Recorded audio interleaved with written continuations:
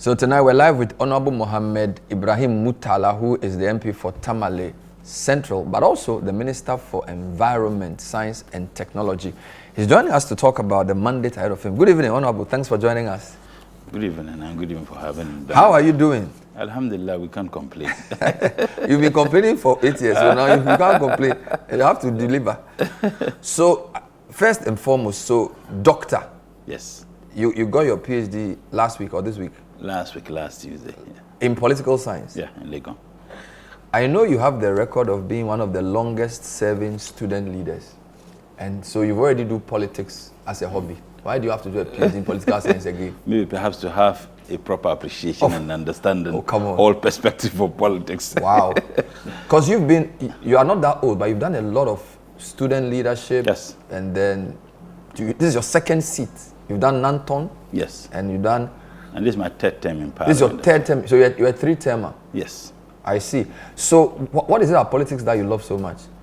Well, someone asked me whether I knew I was going to get engaged in national politics. And my answer was that maybe perhaps I was inadvertently or unconsciously being groomed for national politics. I tell people that I can boast to be the longest serving student leader in this country. Hey. I was actively engaged in student politicking for 10 years or more from SRC. And when I say excluding, secondary school and even teacher training college, I was a student leader. I was on Kruma House Prefect when I was at Tamale teacher training. So you were a trained teacher before you came to Legon? Yes, before I came to Legon. Yes, we were the last batch to write the university entrance exams. So when I was a student leader, I got to Legon. I went. So you went to Legon in 1999. Yes, 1999, 2000 academic. But you came as an older person because you had done training college for 3 years. Exactly. I was. Okay. My horizons had expanded even before I came, and then I was a General Assembly member. We're in the same hall, and maybe people do not know that you and I engaged in a heated debate over whether there was some justification in the invasion of Iraq or not. And I guess that the jury is still out there. I guess that from hindsight, you would agree that I was right. Well, I won the day on the No, vote. you didn't.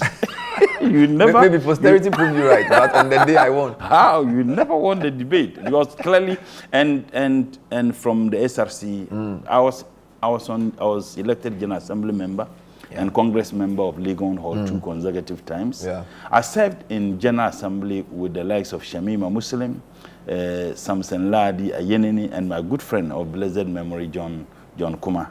John and I were very close. We debated. I think on that day he was on your side. He debated finding justification to the invasion, the unjustifiable invasion at of that Iraq. time.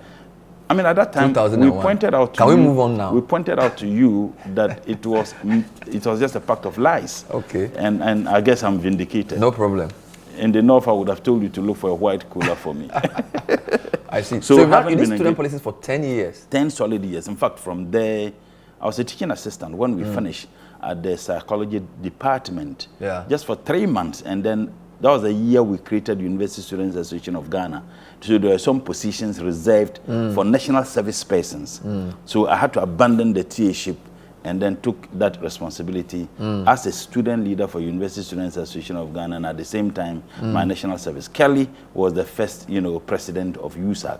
Kelly Delata. Kelly Delati, the lawyer, a very good friend of mine. So when we finished the national service, and it means that your tenure had also ended, I contested to be elected as Ghana's candidate for the position of the All Africa Students Union. We had that congress in Kumasi Teacher Training College, and I was elected. So we went to South Africa, contested, and I became the Secretary General for 4 years. Initially, I was the Deputy Secretary General, and subsequently became the Secretary General for 4 years. So both national and continental student leadership, 10 solid years. I don't think that there has been any student leader in this country who was engaged in it actively for 10 solid years. A lot of President Mohammed's appointees are former student leaders. Yes. Haruna Idrisu, yourself, Okujeto Ablakwa, Dr. Mane Boamah. Yeah.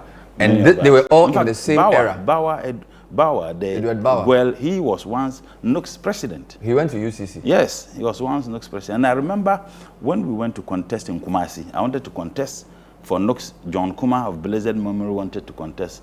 Omani wanted to contest. So 3 of us, in fact, Amanda Kofi, Dr. Amanda Kofi, she is now a lecturer at Legon, I think Elesiad, and Shamima Muslim, they also wanted to contest. So when we went there, I realized that Legon was going to present 3 candidates. Mind you, Omani had contested the previous year. Then he was a biological science student on campus. You know that time. Before he went for his clinical year. Exactly. So, and then he contested and lost. So when we went, 3 of us from Legon.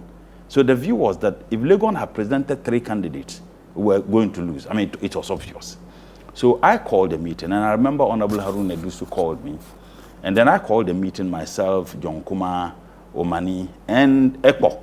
Ekpo was our SRC president. And I said, look, yes, and I said, 3 of us cannot contest.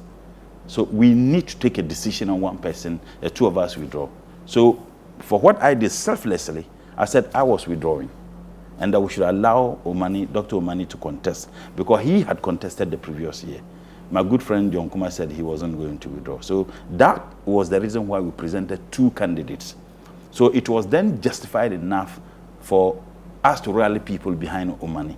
And that also happened. And then Dr. Omani became the Nooks president. All of this we're discussing is about 20 years ago. Yes, 20 now years ago. Now you are in government. A lot of people you used to be in student leadership with are ministers. Yes, a lot. Do you guys feel ready to deliver? I think we are. How has student leadership prepared you for these high offices?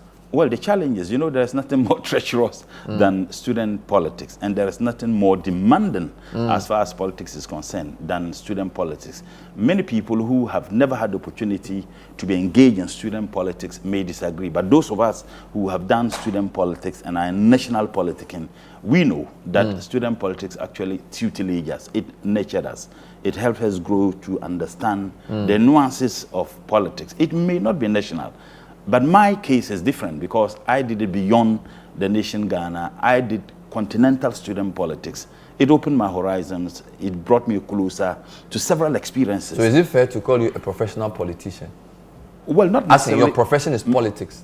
Because you were trained as a teacher, your PhD is in political science. So politics is the only thing you like. When I was doing student, many people, I'm a development planner by profession. My second degree was planning in KNUST.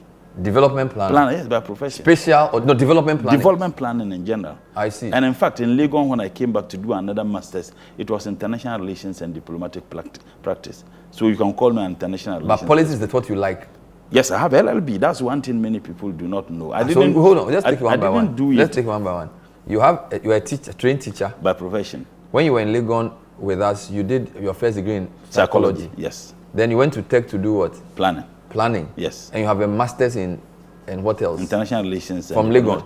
From Legon. And you have an LLB. Yes. And then you have a PhD in political science. Why? Because I always want to learn. Wow. I always want to learn. Let's talk briefly about. I'll come to the reason I brought you. I'm trying to build a foundation. Tamale politics. How come you are MP for Tamale Central? In fact, I did another course in the US, sponsored by the World Bank, but I don't even mention it. Let's not go there. What I'm trying to understand is, you used to be MP for Nanton. Yes. And now you're MP for Tamale Central. Yeah. How did that happen? When we won elections in 2008, I was appointed a Deputy National Coordinator under the National Youth Employment Program. In 2006, when I was doing my second degree in KNUST, and then also as Secretary General of the All Africa Students Union, that was the year Professor Waiseni defected to NPP. And then there was a by-elections in Tamale. I was the youngest among the 9 candidates who contested, and I came third to Honorable Inus Hussein. He won, and I think I was the only person among those who contested who congratulated him. Many of the contestants angrily left the place, and I supported the campaign. 2008, I contested Honorable Inus Hussein again in Tamale Center. You remember? That was the year they did the primaries of all the consensus and left Tamale Central and came back to do it. And I remember after the elections, my senior brother, Honorable Inus Hussein, said, I really gave me a run for his money. So when I lost again to him, then Nanton constituency, we lost that seat. We lost it in 2008. My father is from that constituency, and you can contest either by heritage or lineage or by birth or by, you know. So you live in longevity. Tamale? Yes, I live but in your Tamale. father is from Nantong? My father is from Nantong. So I went to Nantong to contest the primaries, and by Allah's will I won the seat back to the NDC. And unfortunately in 2016 I lost that seat.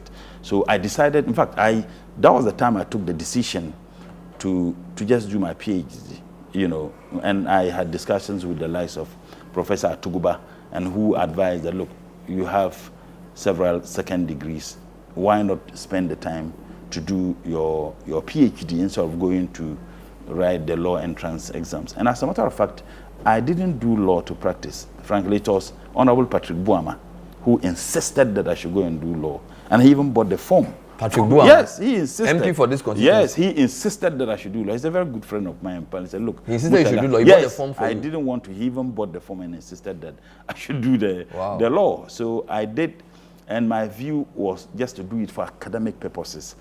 I may be doing LLM. That's what I think that I need to do.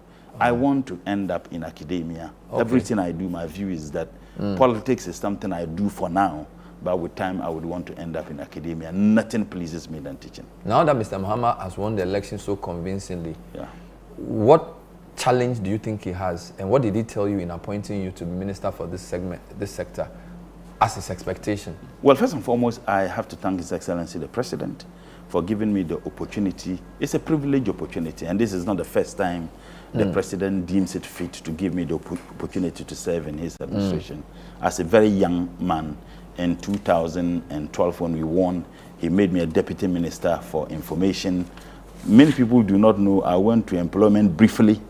Before you went to trade? Yes, before I went to trade. Okay. I was there one day when I got a call that His Excellency the President was moving you to employment, and I thanked the one who called and asked the person to extend my sincere gratitude and thanks to His Excellency the President, and packed my bags and moved to that ministry. I was there, I think, for 2 weeks when I got a call again that they were moving me to trade and industries. And I thank once again His Excellency the President. So I have to. So you served under Kospio Gabra? Yes. As trade minister? As deputy trade minister. So as information, who was your boss? Information was Ayaraga, myself, and Honorable Felix, my very good friend and a brother. So, and I got to know Felix in KNUST. And it was Omani Boamah who told me he has a friend, in fact, he said he has a brother in KNUST who he introduced to me. So I called Felix. Felix came to where I was, and that was when we became very, very good friends. And he's been like a brother to me. And so this role of environment, yes, was what is the angle to it? Is this something, because I don't know you as an environmentalist. It's not to say that's the need to do that work, but what's your, you've done information, you've done trade, you've done 1 day of employment. So was it a surprise, and what is the outlook? First and foremost, in the Siege Parliament, I served in the Environment Committee. That is one thing many people do not know. Okay. And many people have focused on just environment, neglecting the technology and science aspect of it. A lot of the